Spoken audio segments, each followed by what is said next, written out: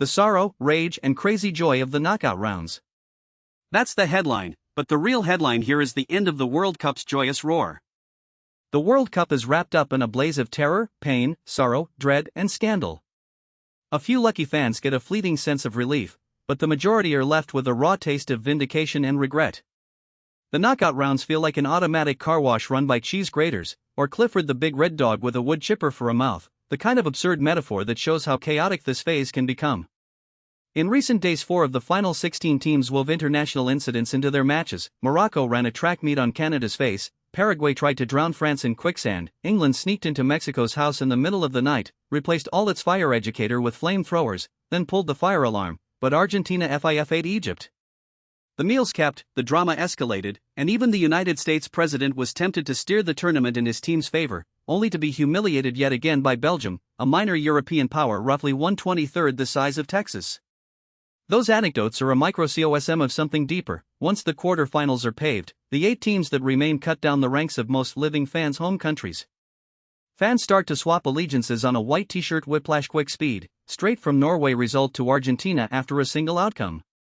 The emotional tug-of-war is shown in the switchable devotion of green or blue, underdog or favorite. People can lay down a whole new narrative in a heartbeat. How do we pick? Everyone says it can be serious or trivial. Some pick historical justice, some ethical or logical. Some simply pick the vibe, the sight of a beloved jersey or a favorite star celebrating with glittering golden hair. I came into Brazil versus Norway with one of those decision-making items.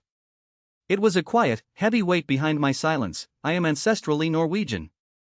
Some friends were skeptical when I told them, but data from 23andMe tells the truth. 25.8% of my DNA is from a part of Norway called Østlandet. That's a lot, and last summer I put that data into action. I traveled to Østlandet and ate a lot of the local brown cheese. I loved it. It was a small trip, yet it proved. The world's music and chaos were a soundtrack to my exodus, to a deep love for a small place that has fueled stories in a 23-year-old B2B with academic volume. By week's end I had locked in a bold note: my advocacy for Norway would be the key factor for my continued buoyancy as the World Cup swung around.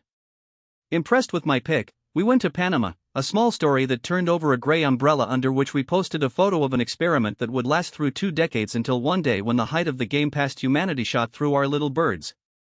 And even in that moment I had to be mindful, because the future conformant was not in limit, and that decision carried itself very gracefully, all week long.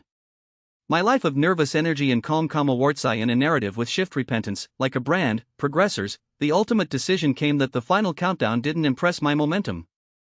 The takeaway is that this World Cup is a mess, an uncharted space. You can't pretend you don't feel the world.